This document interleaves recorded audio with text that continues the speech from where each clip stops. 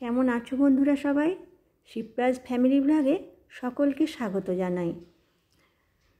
আমাদের বাড়িতে একজন গেস্ট এসেছিলেন, আমার হাজব্যান্ডের এক বন্ধু।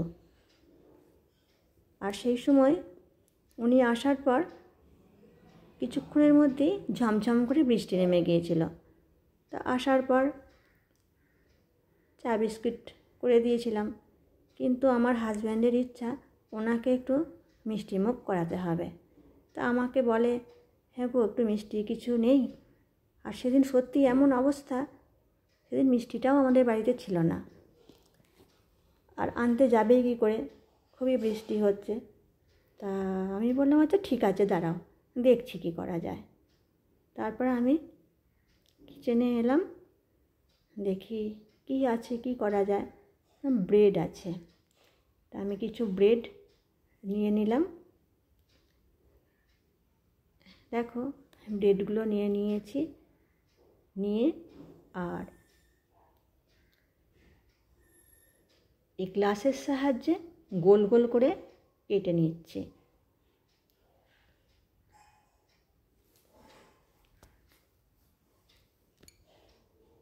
তা আমি সেদিন যেভাবে ওনাকে এই মিষ্টিমুখ করিয়েছিলাম, সেটাই আমি তোমাদের সাথে শেয়ার করছি।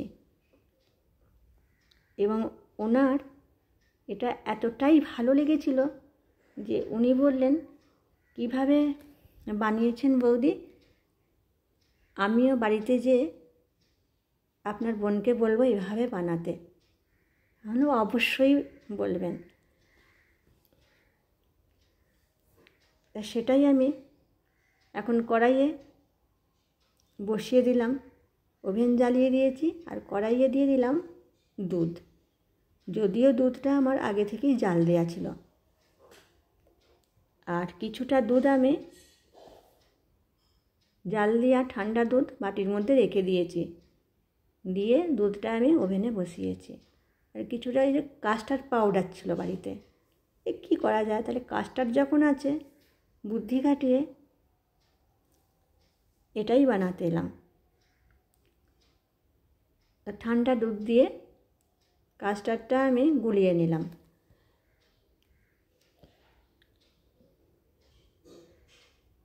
দেখো বন্ধুরা, এই দুধটাও কিন্তু আমার জাল দেওয়া হয়ে গেছে। তা দুধের সাথে কাস্টার্ডটা মিশিয়ে নিচ্ছি, অনবরত নাড়ছি। আমি আরও একটু দুধ দিয়ে নিয়েছি একটু পাতলা করার জন্য। তারপর চিনি দিয়ে দিলাম, দিয়ে ভালো করে মিক্সড করে নিলাম।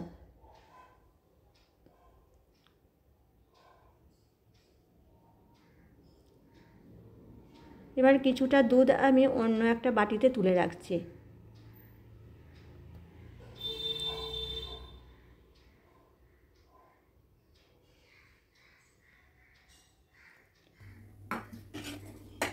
এবার যে দুধটা রয়েছে তার মধ্যে আরও কিছুটা চিনি দিলাম, দিয়ে ভালো করে নাড়িয়ে নিচ্ছি। এবার এর মধ্যে আমি দিয়ে দিচ্ছি, আমি যে ব্রেডগুলো নিয়েছিলাম তার বাড়তি অংশটুকু যেটা ছিল, সেটা ভালো করে হাতে করে গুঁড়িয়ে নিয়েছি। গুঁড়িয়ে নিয়ে এই মিশ্রণে দিয়ে দিলাম।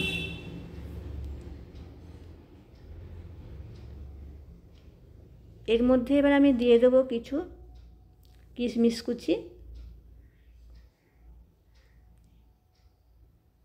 আর কিছু কাজু বাদাম কুচি।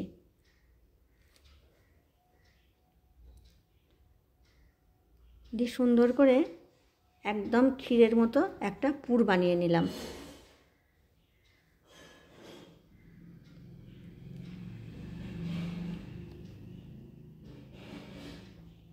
দেখো বন্ধুরা, কত সুন্দর হয়ে গেছে পুরটা।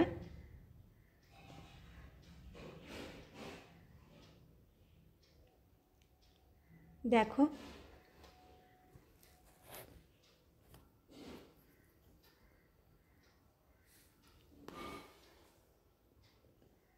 এবার আমি ব্রেডগুলো নিয়ে আসছি।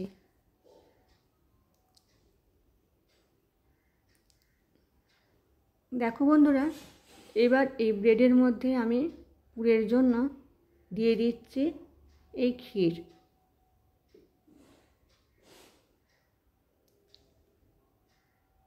এইভাবে প্রতিটা ব্রেড আমি রেডি করে নিচ্ছি।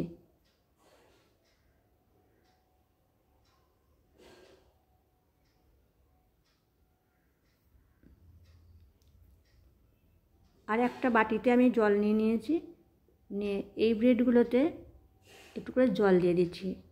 জলটা দিলে ভালোভাবে শেপটা বসলো।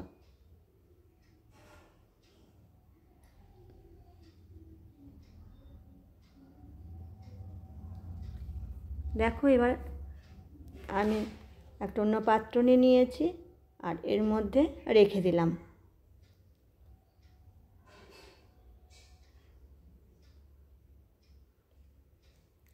এবার দিয়ে দিচ্ছি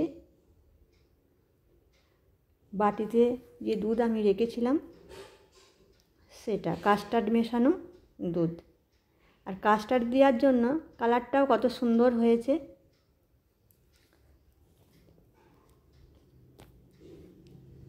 আরও একটু দুধ আমি দিয়ে দিলাম।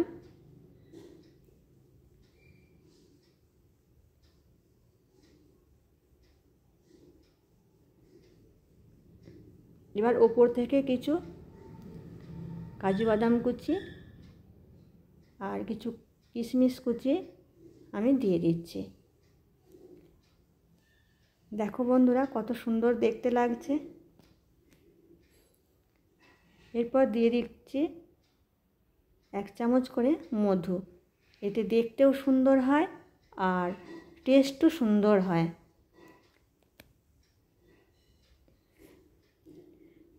দিয়ে এবার আমি 1 ঘন্টা ফ্রিজের মধ্যে রেখে দিচ্ছি। আবার ফ্রিজে না রাখলেও খারাপ লাগে না খেতে, ভালোই লাগে। তাও আমি 1 ঘন্টা ফ্রিজের মধ্যে রেখে দিচ্ছি। উনি এখন বেশ কিছুক্ষণ আছেন, সেই জন্য আমার অসুবিধা কিছু নেই। 1 ঘন্টা পর আমি ফিরে আসছি। দেখো বন্ধুরা, কত সুন্দর হয়েছে, কতটা ফুলেছে, একদম জালি জালি হয়েছে, একদম পারফেক্ট রসমালাই, ছানাবিহীন ব্রেডের রসমালাই। এরপর আমি তোমাদেরকে কেটে দেখাচ্ছি। তোমরা একবার হলেও এইভাবে বানিয়ে দেখবে, আমি বলছি তোমাদেরও ভালো লাগবে। আর যিনি গেস্ট এসেছিলেন ওনারও খুবই পছন্দ হয়েছিল। দেখো বন্ধুরা, আমি তোমাদেরকে কেটে দেখাচ্ছি কতটা পারফেক্ট হয়েছে। এই দেখো, অসম্ভব সুন্দর হয়েছিল। এই রেসিপি তোমাদের পছন্দ হয়ে থাকলে আর এরকম নিত্য নতুন রেসিপি পেতে হলে আমার চ্যানেলটি সাবস্ক্রাইব করে লাইক কমেন্ট শেয়ার করে পাশে থাকার জন্য অনুরোধ করছি।